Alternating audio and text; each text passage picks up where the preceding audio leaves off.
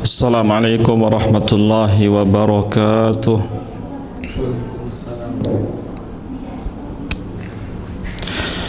Innal hamdalillah nahmaduhu wa nasta'inuhu wa nastaghfiruh wa natubu ilaihi wa na'udzu billahi min shururi anfusina wa min sayyiati a'malina may yahdihillahu fala mudilla lahu wa may yudlil fala hadiya lahu. Ashhadu an la ilaha illallah wahdahu la syarika lah wa ashhadu anna Muhammadan abduhu wa rasuluh. Allahumma salli wa sallim wa barik wa an'im ala abdika wa rasulika Muhammadin wa ala alihi at-tayyibin at-tahirin wa ala sahabatihi al-ghurril mayamin wa ala sa'iri atba'ihi ila yaumiddin yawma la yanfa'u malun wala banun illa man atallaha biqalbin salim, amma ba'd. Akhwati fillah, usi nafsi wa iyyakunna bitaqwallah faqad fazal muttaqun. Qala Allah tabaraka wa ta'ala fi kitabihil karim, ya ayyuhalladzina amanu taqullaha haqqa tuqatih wa la tamutunna illa wa antum muslimun. Kita memuji Allah Subhanahu wa taala atas nikmat yang terus Allah berikan kepada kita. Semoga nikmat ini seluruhnya mampu kita syukuri, menjadikan kita semakin taat kepada Allah, semakin bertakwa kepadanya. Allahumma amin. Salawat dan salam untuk Nabi kita Nabi Muhammad sallallahu alaihi wasallam, untuk keluarganya juga para sahabatnya, kemudian untuk orang-orang yang istiqomah di atas Islam ila yaumil qiyamah, sampai kiamat tiba. Rahimanillah wa iyyakunna, semoga Allah Subhanahu wa taala senantiasa merahmati kita semuanya. Biidznillah, di kesempatan pagi ini dengan taufik kemudahan dari Allah, kita bermajlis kembali untuk melanjutkan kajian kita membacakan kitab fikih kesehatan wanita. Judul yang kita ambil di pagi ini ada di halaman 110 bagi para hadirat, para jamaah yang membawa kitab. Taib, maudhu'una, judul kita di pagi insyaallah diberkahi ini mengenai ehwal lotus dalam persalinan atau melahirkan, ya. Di sini disebutkan ehwal lotus birth.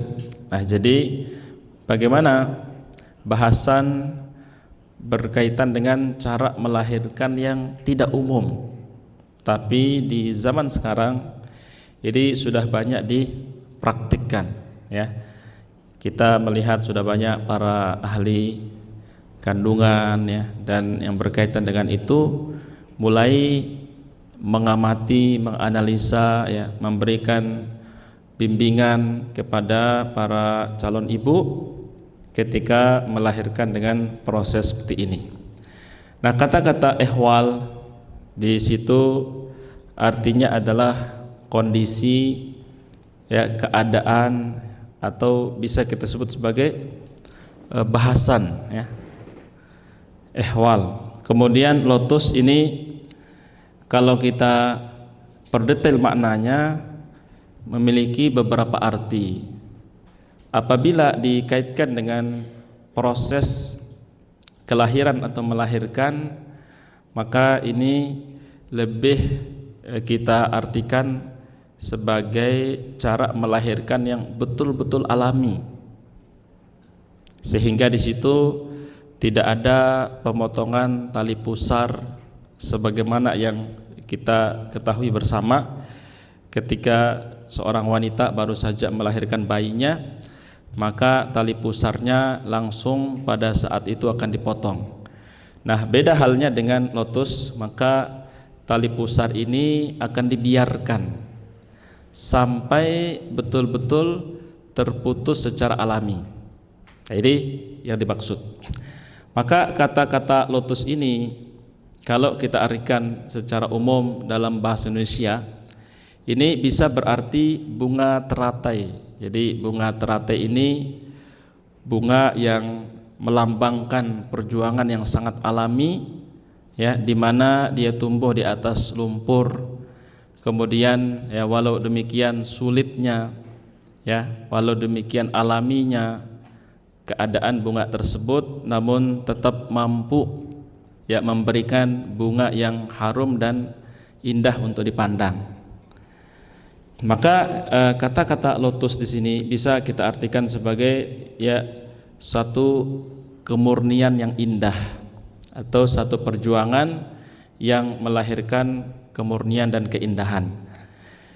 Kemudian di sini perlu kita ketahui bahwasanya ketika seorang muslimah atau wanita secara umum baru saja melahirkan, ya rata-rata tali pusar sang bayi ini langsung dipotong, sehingga apa yang terjadi, tidak ada lagi hubungan sangkut paut antara ari-ari dengan bayi yang baru lahir. Nah, sebelumnya ari-ari ini kan menjadi sumber suplai darah, sumber suplai nutrisi, ya. Sehingga ketika janin berada dalam kandungan, seluruh kebutuhannya ya berasal dari ari-ari tersebut. Maka di saat dia lahir, kemudian tali pusar yang merupakan selang penghubung ini diputus, maka sudah tidak ada lagi keterkaitan.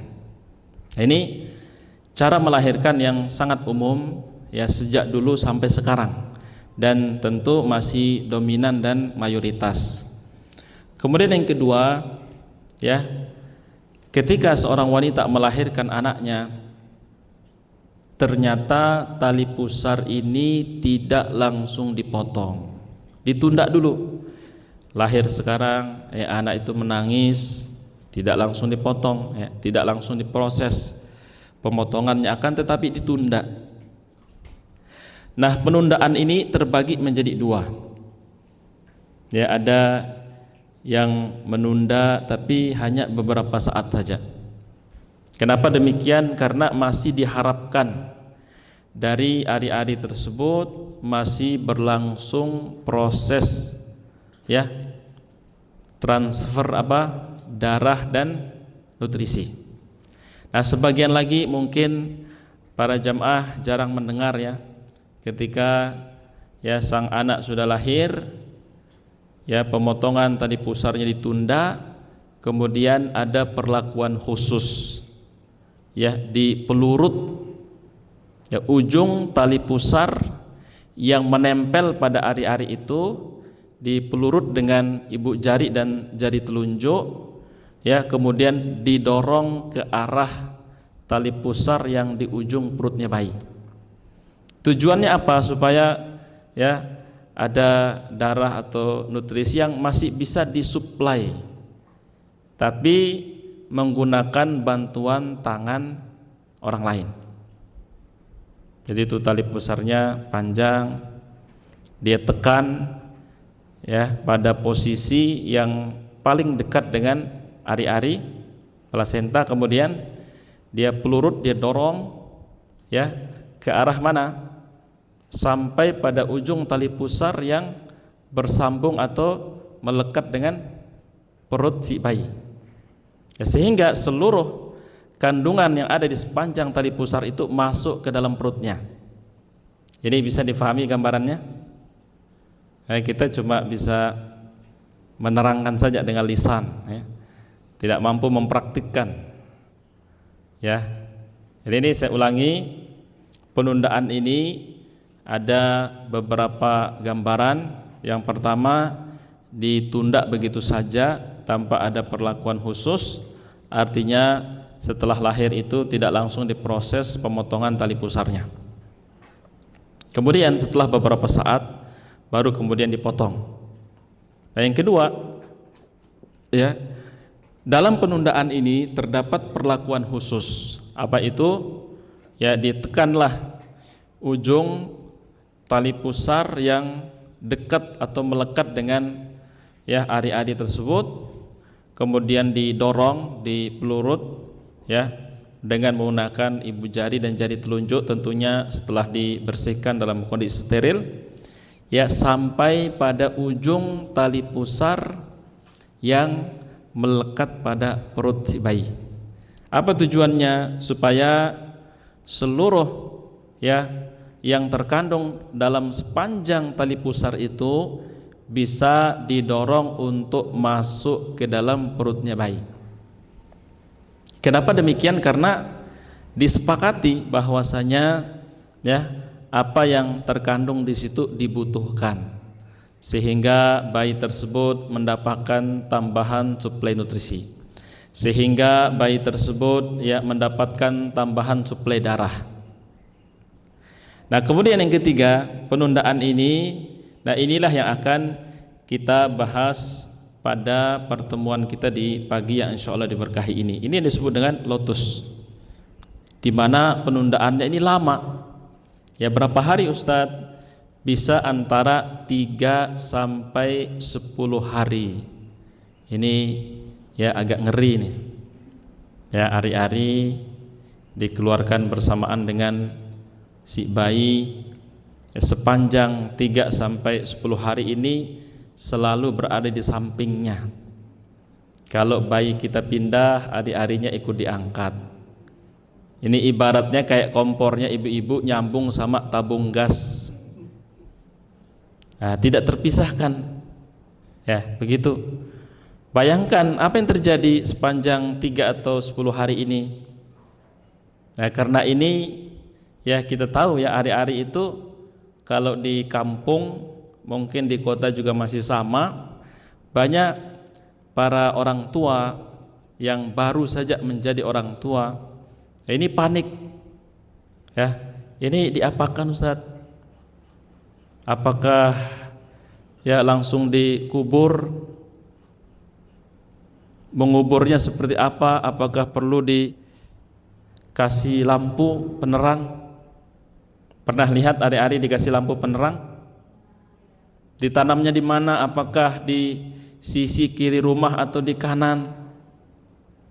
Ya, lebih baik mana, di belakang rumah sama di samping pintu depan? Banyak pertanyaan. Suatu hari ya salah satu pengurus kajian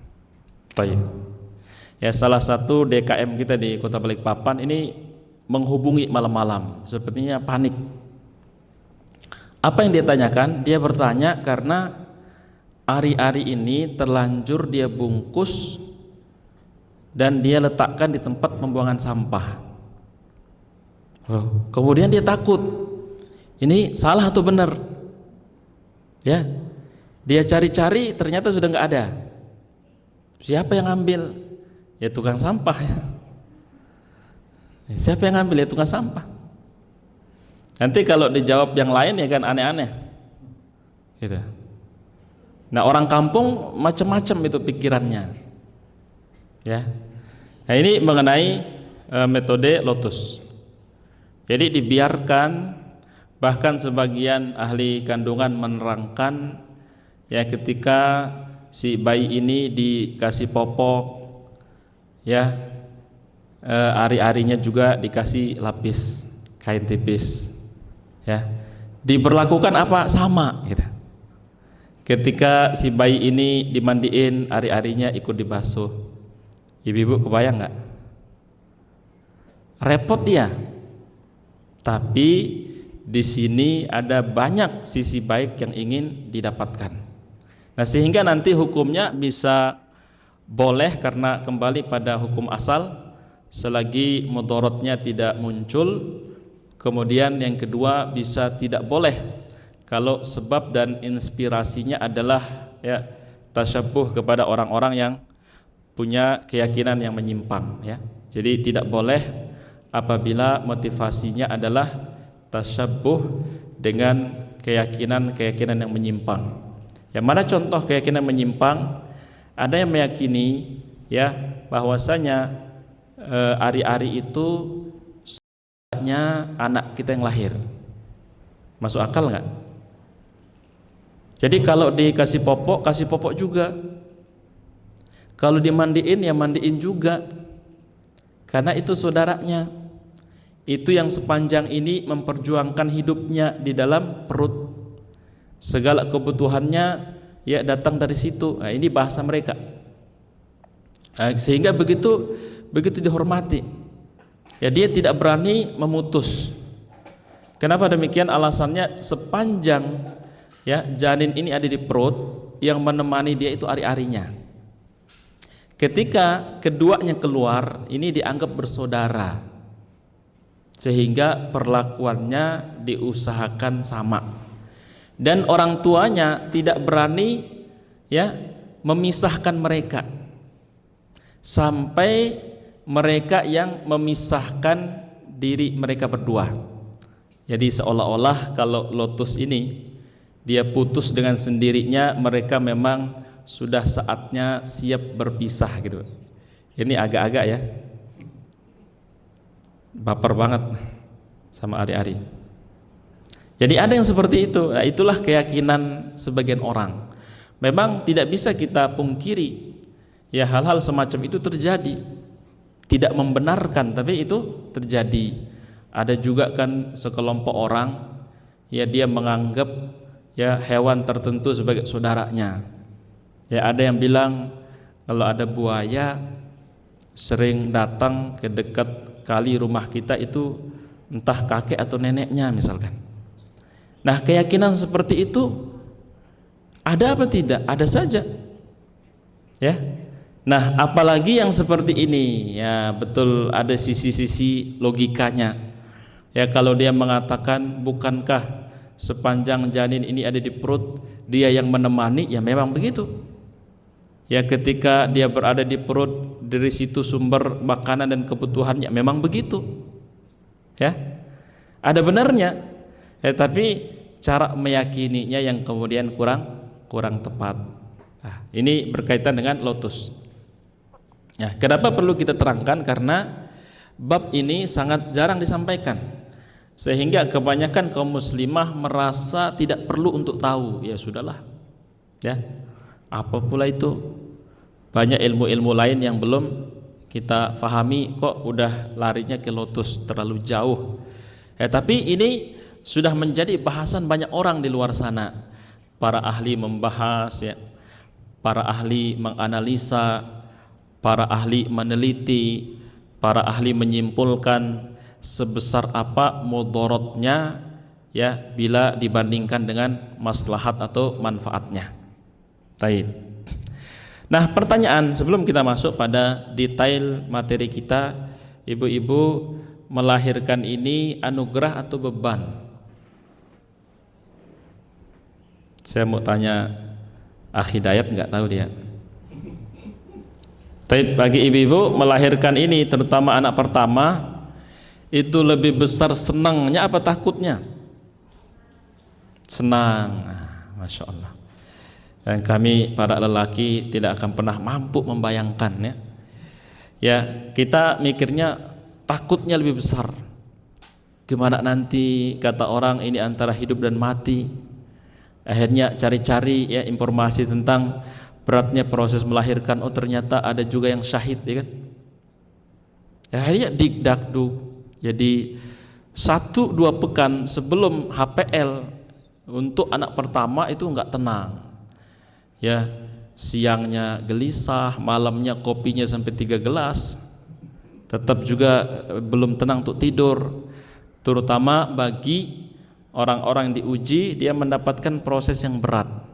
Dia dapat vonis ini agak lain, ini bentuk perutnya, ini terlalu berat, ini ukurannya terlalu besar, harusnya ya sedang-sedang saja, nanti dibesarkan kalau sudah keluar. Jadi ucapan-ucapan semacam itu ya begitu, atau ketika dikelola ya oleh orang yang akan menghadapi itu, perasaan menjadi berat. Ada satu kisah waktu kami duduk di bangku SMP, waktu itu di pondok ya. Ya, kami diajak oleh pimpinan pondok, kebetulan waktu itu di bulan Ramadan. Ya, menjelang sore saya diajak untuk menemani beliau menunggu proses kelahiran anaknya. Jadi kami duduk di gazebo di luar. Nah, istrinya sudah masuk ke ruang bersalin. Kemudian beliau mengatakan, Man, minta tolong ya belikan kita takjil. Kita beli persiapan berbuka. Saya pergi, kemudian saya balik, ya kemungkinan 10 menitan sebelum waktunya berbuka, kami siapkan ya makanan minumannya. Kemudian sebelum azan, ya Ustadz kami ini mendapatkan panggilan. Dia dipanggil, jadi Pak Ustadz anaknya sudah lahir. Langsung dia bergegas, dia telepon sana sini, ngabari keluarga besar dia. Kemudian dia hampiri saya, dia mengatakan, Man, silahkan dimakan semuanya, anak sudah kenyang, kata dia.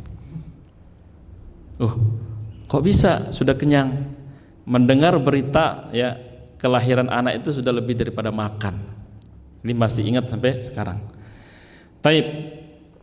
Intinya ya melahirkan adalah perjuangan yang sangat besar, sehingga tidak salah kalau kita sebut proses melahirkan itu sebagai jihad. Jadi boleh kita sebut itu sebagai jihad. Itu jihadnya para wanita. Kenapa kita sebut sebagai jihad? Ya, apa landasan, alasan dan dalil kita menyebut proses melahirkan itu sebagai jihad? Karena gugurnya seorang wanita karena melahirkan dianggap syahid. Betul ya?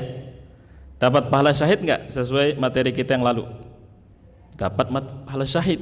Berarti perjuangannya disebut sebagai jihad. Betapa besar pahalanya wanita yang melahirkan anaknya. Apalagi kemudian anak ini begitu bermanfaat bagi keluarga besar, bermanfaat bagi lingkungan, bermanfaat bagi bangsa, bermanfaat bagi agama. Ini seluruhnya adalah bagian pahala untuk kedua orang tuanya. Ya, kenapa demikian? Karena para ulama tafsir ketika menyebutkan wa allaisa lil insani illa ma sa'a, bahwasanya manusia tidak akan mendapatkan pahala kecuali dari apa yang dia usahakan. Dan disepakati bahwasanya anak adalah usaha kedua orang tuanya. Maka seluruh kebaikan anak ini orang tuanya juga ikut dapat. Ini makanya ya sepakati dengan suami kita sambil ngopi santai tenang, Pak, minimal 1 lusin ya. Ini harapan kita. Kalau Allah kasih 1 ya alhamdulillah, ya kan. Tapi pahala meniatkan 1 lusin ini dapat juga. Berat kan ya? Kecuali orang dulu itu pantang dia punya anak sedikit. Ya sekarang ini kita tahulah seperti apa, banyak sebab-sebab terbaru yang kemudian ya kadang-kadang kita tidak mampu seperti itu. Tapi minimal kita niatkan. Ini nggak apa-apa jadi candaan yang renyah. Nih masih sanggup nggak? Sudah 8 nih, tinggal 4. Ya, jadi ini satu hal yang menggembirakan. Baik. Kemudian ya, perjuangan melahirkan ini perjuangan air mata dan darah, sehingga tidak bisa dianggap sederhana atau sepele. Ya, apabila seorang wanita berhasil melahirkan anaknya, baik itu adalah anak laki-laki atau perempuan, orang ya yang melahirkan ini dan dia berhasil, dia mendapatkan 3 bintang di atas suaminya. Itu kalau orang berjuang ya, kalau di tentara itu bintangnya ditambah. Ibu-ibu yang berhasil menjalani proses ya jihad melahirkan, bintangnya naik 3 di atas suami. Ya, suatu hari ada sahabat bertanya kepada Nabi SAW. Dia mengatakan, wahai Rasulullah, man ahaqqun nas bihusni sahabati, siapakah sosok yang paling berhak ya menjadi teman, yang paling berhak diberikan hak muamalah yang terindah terbaik? Siapa dia? Nabi SAW mengatakan, ummuk, dialah ibumu. Siapa lagi setelahnya wahai Rasulullah? Nabi SAW mengatakan ummuk, yang kedua ibumu lagi. Siapa lagi wahai Rasulullah? Yang ketiga ibumu pula, baru setelah itu bapakmu. Nah, ini sepadan gak ibu-ibu? Islam adil atau tidak? Taib, barakallahu fikunna. Taib, disebutkan di sini persalinan normal di masa ini dijalani dengan berbagai macam cara.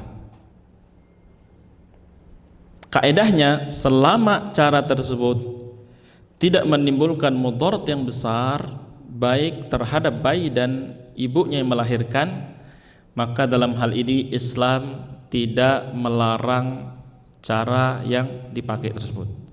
Ya, termasuk di sini lotus. Ya, kalau memang maslahatnya besar, ya silahkan. Kalau mudaratnya misalkan minim atau bahkan tidak ada, ya karena diserahkan kepada ahlinya yang menjalani sebelumnya, telah belajar, telah berkonsultasi, sehingga dia betul-betul mampu ya menjalankan cara itu, maka dalam hal ini dibolehkan. Ya, kembali kepada hukum asalnya. Kemudian disebutkan pada paragraf pertama di bawah keterangan judul halaman 110, lotus ini ya merupakan proses persalinan dengan membiarkan plasenta. Jadi ari-arinya dibiarkan tetap terhubung dengan tali pusat atau pusar, ya, tidak dipotong, ya, selama beberapa hari. Tadi kita sebutkan ya bisa 3 hari, bisa jadi 10 hari, ya tergantung sampai kapan dia lepas dengan sendirinya secara alami.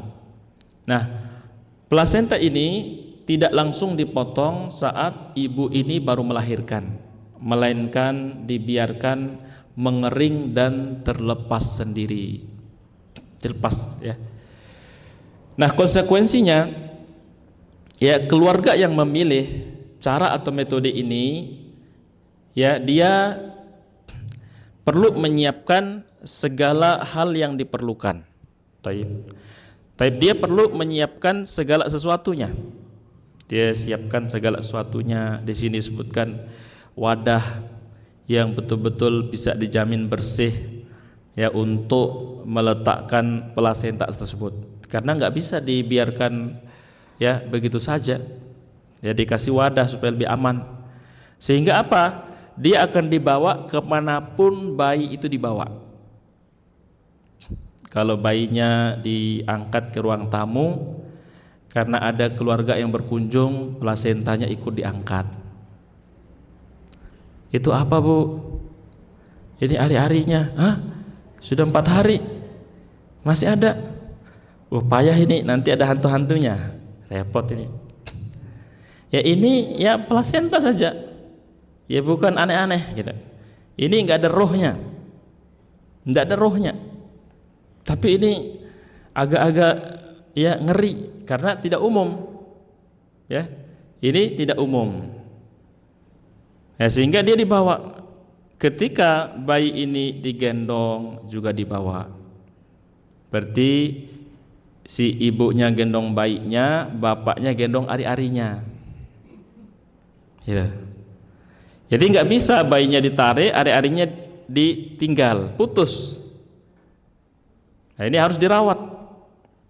Ya, begitu pula ketika si bayi ini dibawa ke tempat tidurnya, ya plasentanya ikut dibawa, diletakkan di sampingnya. Bahkan disebutkan di akhir paragraf kedua, ketika ingin dimandikan, ya plasentanya ini kadang diberi wewangian agar aroma setelah berhari-hari ini tidak mengganggu penciuman kita.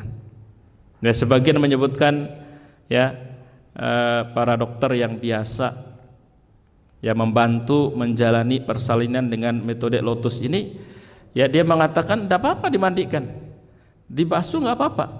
Tidak. Ini yang paling penting ketika ada yang ingin mencoba metode ini, latihan mentalnya yang butuh lama. Taib. Kemudian disebutkan pada paragraf yang ketiga, diberitakan bahwa hal ini merupakan tradisi persalinan di negara Tibet, kemudian aborigin Australia ya. Ini menjadi tradisi, artinya banyak yang mempraktikkan semacam itu. Kemudian berikutnya diberitakan pula bahwa metode lotus ini adalah persalinan khas. Ini digarisbawahi ya para ummahat, karena ini menjadi ilah tersendiri nanti pada paragraf keempat. Ya, ini disebutkan sebagai metode persalinan khas Dewa Wisnu. Dewa Wisnu ini siapa? Agama apa ini? Tayyib. Agama Hindu. Pertanyaannya, kira-kira kalau ini khasnya Hindu, di Bali ini terkenal nggak metode lotus? Ya, ini terkenal di Bali ya. Dibanding Balikpapan, di Bali lebih masyhur. Kenapa ada sangkutannya dengan ya berita yang disampaikan di sini? Karena ini ya metode persalinan khas Dewa Wisnu. Maksudnya ini dewanya yang dilahirkan atau gimana maksudnya?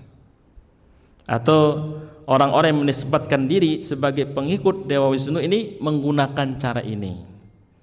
Kalau dewanya dilahirkan ini kan sudah satu kesalahan yang harus diluruskan. Ya, apalagi Tuhan dilahirkan misalkan menurut sebagian agama, ini juga tentu tidak sejalan dengan fitrah akidah. Ya, Tuhan yang mampu segala-galanya kok dilahirkan oleh manusia. Terus akhirnya orang bertanya, lebih tinggi derajat ibunya atau anaknya? Anaknya Tuhan, tapi ibunya yang melahirkan. Inilah kebingungan di tengah-tengah umat Nasrani. Lebih mulia Bunda Maryam atau Nabi Isa, kata dia. Kata mereka, Yesus itu Tuhan, ibunya manusia, tapi dia kan tetap ibunya. Nah, ketika anaknya jadi Tuhan, apakah ibunya wajib menyembah? Jadi bingung, muter-muter di situ. Nah, di sini juga sama. Apabila motivasinya menggunakan metode lotus ini ada spirit ya, atau spiritual, keyakinan hati yang basisnya adalah agama, lalu dia praktikkan itu, ini sudah tidak boleh. Karena ini yang mengandung penyimpangan akidah.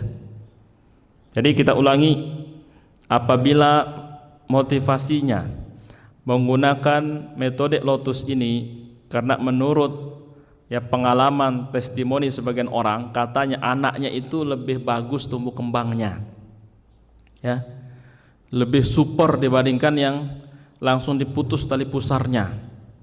Ini menjadi analisa yang cukup kuat. Oh, bagus kalau pakai metode lotus, anaknya itu lebih bagus mentalitasnya, lebih sehat fisiknya gitu. Nah, kalau itu motivasinya, ini boleh. Tapi kalau motivasinya adalah agama, karena ini merupakan metode khas Dewa Wisnu, ya, satu hal yang dibanggakan oleh orang-orang Hindu, maka di sini hukumnya tidak boleh, karena ini masuk pada ranah tasyabbuh. Satu, tasyabbuh bil kuffar, dengan orang-orang kafir, ya, kemudian berikutnya ya akidahnya telah rusak dan menyimpang. Taib. Nah, ini kaitannya dengan apa yang kita sebutkan tadi. Ya, sebagian meyakini bahwasanya ari-ari ini saudaranya bayi yang lahir, sehingga ya tidak boleh dipisahkan tanpa persetujuan mereka berdua. Toh selama 9 bulan dia yang menemani. Kapan boleh dipisahkan? Kalau dia berdua sepakat untuk berpisah. Kapan kita tahu dia sepakat berpisah? Kalau dia putus secara sendirinya, secara alami. Berapa hari? Bisa 3 hari, bisa 5 hari, bisa 7 hari, bisa 10 hari. Biarkan saja sampai mereka yang bersaudara ini ya siap ya secara mental untuk berpisah. Tuh, putus sendiri. tidak kita paksa gitu. Nah, ini yang kemudian menjadi masalah ketika motivasinya adalah keyakinan yang ya tidak sejalan dengan prinsip Islam. Baik, pada halaman 111 disebutkan dunia medis atau ilmu kedokteran modern, ya, mereka mengenalkan metode persalinan ini di Amerika. Jadi di Amerika, kemudian di Australia, ya, metode ini dikenalkan. Ya, kenapa? Karena dipandang berdasarkan hasil pengamatan, analisa, testimoni, ini memiliki kelebihan yang cukup banyak. Baik, jadi punya kelebihan yang cukup banyak. Di antaranya, ya, lebih alami. Ini yang pertama. Ya. Sehingga apa? Plasenta ini dibiarkan tetap bersambung. Ya, dibiarkan tetap terhubung. Dan kemudian yang kedua, ya, bayi bisa mendapatkan tambahan suplai darah. Jadi yang kedua, ya, diharapkan dari metode ini bayinya itu mendapatkan tambahan suplai darah.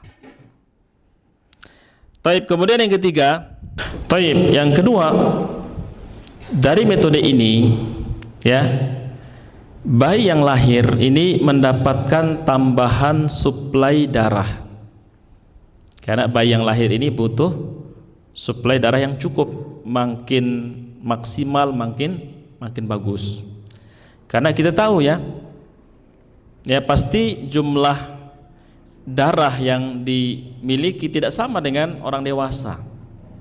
Begitu pula dengan kecepatan produksi, ya, darah-darah baru tidak sama. Yang selama ini mengandalkan suplai nutrisi, ya, dari ibu ditransfer melalui ari-ari. Nah, sekarang ari-arinya putus, kan gitu. Kalau masih bersambung diharapkan masih mengalir. Taib. Kemudian yang ketiga, ini tidak menyalahi keyakinan bahwa plasenta ini masih bagian daripada bayi. Kenapa demikian? Karena sebagian menganggap kalau ari-ari ini sudah keluar dari perut, ini disebut sebagai limbah persalinan. Nyebutnya langsung limbah. Ya, seakan-akan sudah tidak ada nilainya. Seakan-akan itu sesuatu yang harus cepat-cepat diamankan. Ya, seperti orang yang berkurban misalkan, atau dia menyembelih, ya, hewan yang akan dia konsumsi, ya, jeroannya itu langsung, ini langsung dibuang, nanti ini bau. Sebagian menganggap seperti itu, ini limbah. Padahal tidak. Nah, kapan kita tahu itu? Setelah kita fahami pembahasan mengenai lotus. Oh, ternyata di dalam sana masih ada, ya, kandungan apabila tetap dan terus disuplai kepada bayi ternyata bermanfaat, baik itu darah ataupun nutrisi. Ini. Kemudian disebutkan pula, ya, di samping adanya kelebihan, terdapat juga kekurangan yang ada pada metode ini. Yang pertama, ini lebih merepotkan. Tadi kita sebutkan, ya, ibunya gendong bayinya, bapaknya gendong plasentanya misalkan. Ini kok kayak punya anak kembar, Pak? Enggak, ini temannya di dalam perut, belum mau pisah. Oh, ya nggak akan pernah pisah kalau nggak diputus. Bisa kok, nunggu 10 hari doang. Oh, ya sudah, kalau nggak repot silahkan. Tapi tidak boleh nanggung. Pengen coba metode lotus, tapi nggak siap dengan repotnya. Akhirnya apa yang terjadi? Karena ya nggak bisa menggendong sekalian mengangkat plasentanya, anaknya akhirnya dibiarkan aja nangis, nggak diangkat. Karena repot, harus ngangkat 2 gitu. Begitu pula akhirnya mandiinnya jarang, setengah daripada porsi normalnya. Kenapa? Gara-gara ada plasenta yang harus ikut diangkat, ini merepotkan, memberatkan. Ya sudah, mandinya mungkin sekali 2 hari jadinya. Nah, ini berarti belum siap. Nah, kalau tidak siap dengan repotnya ya sudah, nggak usah dipaksa. Tapi kalau tahu ilmunya, yakin dengan manfaatnya, sudah berkonsultasi dengan ahlinya, siap secara mental dan teknis, tafadhol, silahkan, absyir, ya. Kita positif, ya, kita husnudzon, kita yakin ini lebih baik walaupun lebih merepotkan. Kemudian yang kedua, ya, yang menjadi kendala juga aroma dari ari-ari atau plasenta ini. Kan sebagian orang itu tidak terbiasa. Jangankan 3 sampai 10 hari, ya, ada sebagian ummahat, ya, kalau beli daging dia nggak mau daging itu dimasak kalau lewat 3 hari. Ini agak-agak gimana gitu kata dia, baik dari sisi aroma maupun rasa, terutama aromanya pasti ya sudah nggak enak, karena di dalam daging itu ada darah damun yasir, darah-darah yang tipis, ya, kalau itu dibiarkan aromanya nggak enak. Nah, nanti bisa dibuktikan di hari raya Idul Adha, ketika pagi-pagi kita berkurban, siang hari itu udah mulai datang lalat karena aroma darah, ya. Kemudian kalau pembagian daging kurban ini tertunda sampai sore bahkan malam hari, itu aromanya sudah berbeda. Beda kalau kita masukkan ke pendingin, ini bisa lama. Tapi kalau dia ada di luar, misalkan seperti plasenta ini, boleh nggak Ustadz dimasukkan di pendingin? Ya nggak boleh. Tidak dibiarkan begitu saja. Nah, ketika sudah mulai terjadi perubahan hawa pada fisik plasenta ini, ya akan mengeluarkan aroma yang tidak biasa. Nah, ini juga dilihat, siap enggak ibunya dengan aroma tersebut. Apakah termasuk kategori ibu-ibu yang kurang siap dengan aroma yang tidak sedap? Nah, ini ditanya dulu, kalau siap lanjut, kalau enggak siap ya sudah, tidak usah dipaksakan. Akhirnya apa yang terjadi? Karena aromanya tidak nyaman, dia nggak mau dekat sama bayinya. Giliran mau ngasih ASI dipompa dulu, udah biar bayinya di kamar sana aja. Dia suruh orang yang jaga, dia beda kamar sama bayinya selama 10 hari, gara-gara memaksakan metode lotus. Nah, ini bijak atau tidak? Ya, bijak nggak kalau seorang ibu yang baru melahirkan anaknya, dia menjauh dari anaknya 10 hari, ya demi memperjuangkan metode lotus. Nah, ini kan kurang tepat, ya. Dia tidak siap tapi memaksakan. Baik. Kemudian berikut yang ketiga, jika tidak berhati-hati, jika kurang telaten, ya, plasenta yang dibiarkan tersebut bisa saja menjadi sebab atau sumber infeksi. Ya, tapi sebagian menyebutkan enggak kok. Kenapa enggak? Karena enggak ada perlukaan. Justru kalau dibanding-bandingkan secara potensi, yang lebih besar potensi infeksinya itu yang dipotong dong, dilukai langsung kan? Bukankah infeksi itu dari yang luka? Ini enggak ada perlukaan kok, udah dipaksa, udah diperiksa, enggak ada. Dari mana infeksi itu muncul? Misalkan wadahnya kurang bersih, kurang steril, atau yang megang ini karena sepanjang 10 hari atau mungkin di bawah itu tangannya nggak bersih gitu. Ya, atau misalkan di rumah ini melihara kucing misalkan. Kucing itu kan dia nggak kenal mana tempat yang boleh diakses, mana yang enggak. Kadang-kadang ikut tidur, ya kan? Ya, ikut mungkin nyentuh plasentanya. Kan kita tahu, ya, kucing ini dia najis ringan, dimaafkan, tapi tidak bisa digampang-gampangkan. Bulunya dijilat-jilat misalkan, tidak boleh. Nah, kalau di sini misalkan dicakar, nah ini masalah. Nah, bisa menjadi sumber infeksi dengan salah satu dari sebab yang memungkinkan yang kita sebutkan tadi atau sebab-sebab yang lain. Ya. Jadi kesimpulannya mana? Kalau memang yang menjalani ini siap ya secara mental, teknis, dia orangnya telaten, dia sabar dengan aromanya ya.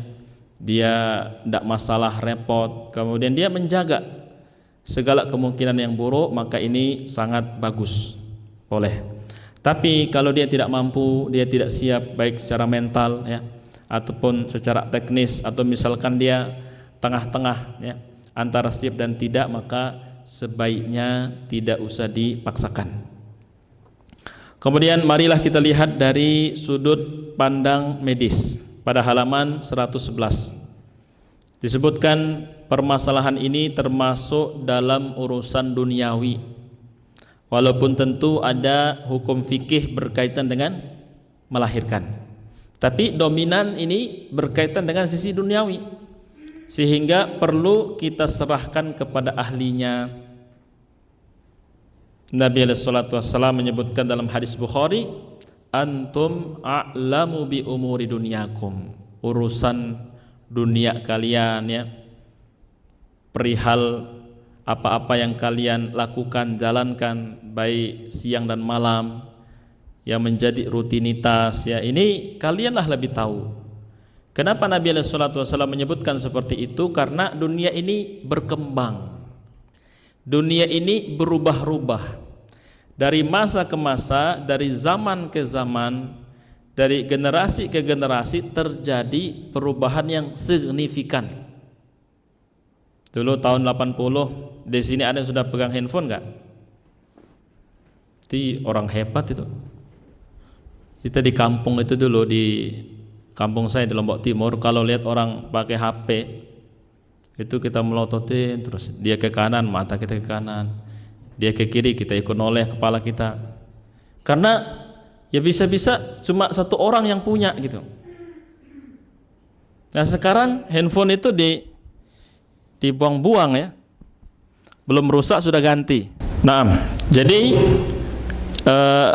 kaitannya dengan melahirkan ini bagian daripada urusan duniawi, sehingga Nabi SAW menyerahkan urusan ini kepada kita. Kenapa ilahnya? Karena ya hal-hal yang menyangkut aspek duniawi ini berkembang, berubah-ubah ya, dari tahun ke tahun, masa ke masa, sehingga tidak bisa dipatenkan.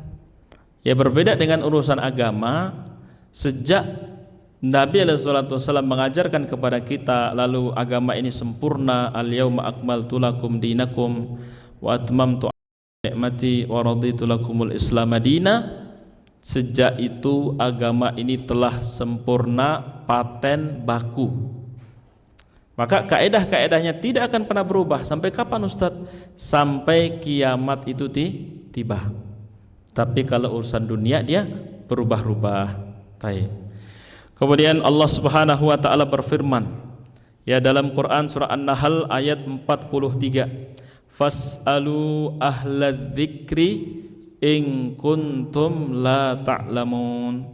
Kalau kita belum mengerti, pengetahuannya belum cukup ya, ilmunya masih dikit, tapi pengen tahu, pengen mencoba, pengen menjalankan, ingin mempraktikkan, apa yang kita lakukan?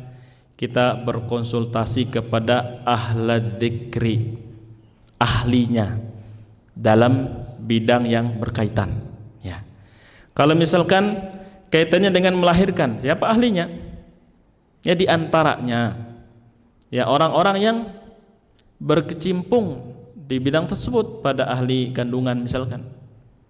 Kemudian ada bidan ya, bidan-bidan yang senior, dia punya pengalaman ya, sudut pandang yang bisa mencerahkan kita.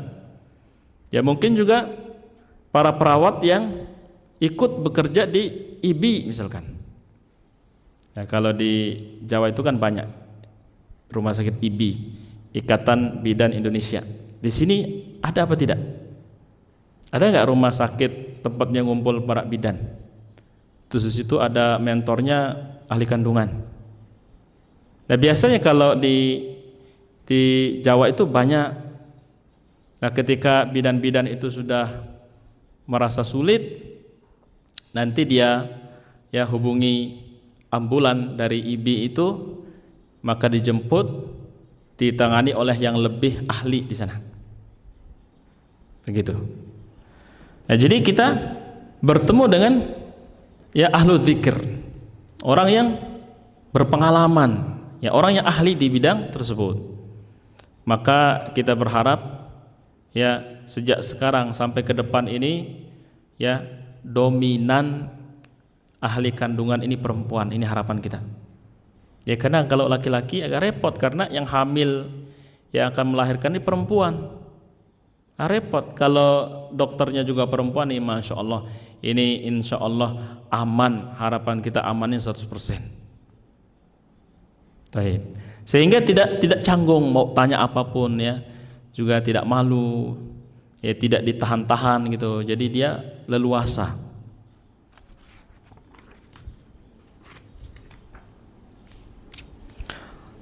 Tayyib, kemudian pada halaman 112. Setelah menelaah, memperhatikan, menganalisa beberapa pendapat para ahli medis terkait dengan metode lotus ini, maka di sini penulis ya Ustadz Dr. Rohanul Bahrain, beliau memiliki kesimpulan sendiri. Jadi tolong di sini diberikan keterangan, ini kesimpulan pribadi penulis. Taib. Ya sebagai pertimbangan yang bisa kita jadikan bahan apakah menggunakan metode ini atau tidak. Taib, beliau menyebutkan ya lebih memilih sebaiknya tidak melakukan tindakan medis ini. Tapi ingat, ini pendapat pribadi. Sehingga jangan kaget nanti para ummahat, para jamaah kalau melihat justru beberapa dokter kandungan yang telah sekian lama praktik, dia rekomendasi. Jangan kaget. Nanti kita kesimpulannya balik ke diri masing-masing. Ya memang ya penulis ya seorang dokter, dia memperhatikan, menganalisa, dia belajar. Tapi selain beliau ada juga yang berkecimpung persis di bidang tersebut dan mempraktikkan. Maka sekali lagi di sini ini bukan sesuatu yang qat'i, ya tidak paten. Beliau membantu kita untuk menimbang sehingga pandangan pribadi beliau dituangkan pada halaman 112. Nah, tapi kalau seandainya ibu udah ngaji buku ini tapi tetap memilih untuk berbeda dengan beliau, ini tidak ada masalah. Baik, supaya kita lebih bijak. Yang pertama, alasannya apa? Karena berkurangnya asupan darah dari plasenta ini bisa disiasati. Dengan cara apa? Ditunda saja. Ditunda tapi tidak berlama-lama gitu. Ya mungkin ditunda beberapa saat atau sehari tok ya kan, besok udah dipotong, atau setengah hari misalkan. Nah, metode yang saya sebutkan tadi itu jarang disampaikan. Apa itu? Ya, itu dikaji dalam terapi-terapi tradisional, bukan di medis. Dia habis lahir ditunda bentar, lalu diplurutin. Tadi masih ingat ya? Jadi ditekan ya, selang ari-arinya, tali pusar yang panjang itu dari ujung plasentanya diplurutin sampai ke ujung perut. Berarti yang ada di selang itu semuanya dimasukkan, baik itu darah sehingga menambah suplai ataupun nutrisi. Gitu. Jadi menurut beliau ya tidak perlu, karena disiasati saja, ditunda tapi tidak dibiarkan berlama-lama, enggak ditunggu sampai putus sendiri, melainkan dipotong. Ya, dipotong. Kemudian yang kedua, ya plasenta yang mulai mengering ya terbukti tidak mungkin lagi mengalirkan darah ke bayi. Ya kalau sudah kering. Baik. Nah, kemudian yang ketiga, dalam kehidupan modern ini ya membawa plasenta bersama bayi ini kurang praktis. Ya, kalau ini balik ke masing-masing orang. Ada toh ibu-ibu yang suka repot, dia kalau nggak repot pusing kepalanya. Ada juga yang malas kalau yang repot-repot, suka yang instan, suka yang simple gitu. Ini terlalu taib. Jadi ini balik ke masing-masing orang. Kemudian yang keempat, ya plasenta atau ari-ari yang telah mengering tidak hanya berbau tidak sedap, tetapi juga bisa menjadi sumber infeksi yang kita sebutkan tadi ya. Jadi tidak infeksi dengan sendirinya tanpa sebab, mungkin yang menyentuhnya lah, yang mungkin saat perpindahan ke sana kemari itulah kurang telaten dan seterusnya. Nah, bisa jadi. Nah, maka berdasarkan pemaparan kita sampai pada halaman ini, tentu ini ya kembali ke masing-masing. Jika ingin mempraktikkan maka maksimalkan kesiapannya, baik dari sisi ilmu, mental ataupun teknisnya. Nah, jika dirasa kurang mampu maka tentu tidak dipaksakan. Nah, kemudian disebutkan di sini kesimpulannya bahwasanya dalam tinjauan syariat hukum asalnya ini boleh. Ya, al aslu fil asya al ibahah. Hukum dasar sesuatu yang berkaitan dengan muamalah duniawiyah, ya, keseharian ini sifatnya boleh. Sampai kapan? Sampai ada dalil yang melarang. Yang kedua, ya apabila ada mudarat yang jelas. Kalau mudaratnya jelas, besar, ya, mengancam keselamatan ataupun nyawa, maka di sini ya sebaiknya tidak dilakukan karena la darara wa la dirar. Kaedahnya tidak boleh membahayakan diri sendiri, tidak boleh pula membahayakan orang lain. Kemudian kesimpulan yang terakhir, apabila motivasi menjalankan praktik ini atau metode lotus ini adalah ya karena faktor keyakinan, ya dia ikut pro, ya mendukung atau condong kepada yang menjadi khas. Ini ibu-ibu diuji sabarnya ya, karena Ramadan kemarin belajar sabar sebulan, jadi nggak ada masalah. Taib. Nah, kalau motivasinya karena ikut mengkultuskan metode yang menjadi khas Dewa Wisnu misalkan di sini, ya, maka ini masuk kategori tasyabbuh, tidak boleh. Nabi sallallahu alaihi wasallam menyebutkan man tasyabbaha biqaumin fahuwa minhum. Barang siapa yang bertasyabbuh, ya menyerupai suatu kaum, ya, yang menjadi khas mereka, maka ya mereka digolongkan masuk pada golongan kaum tersebut. Hadis riwayat Abu Daud dengan sanad yang hasan.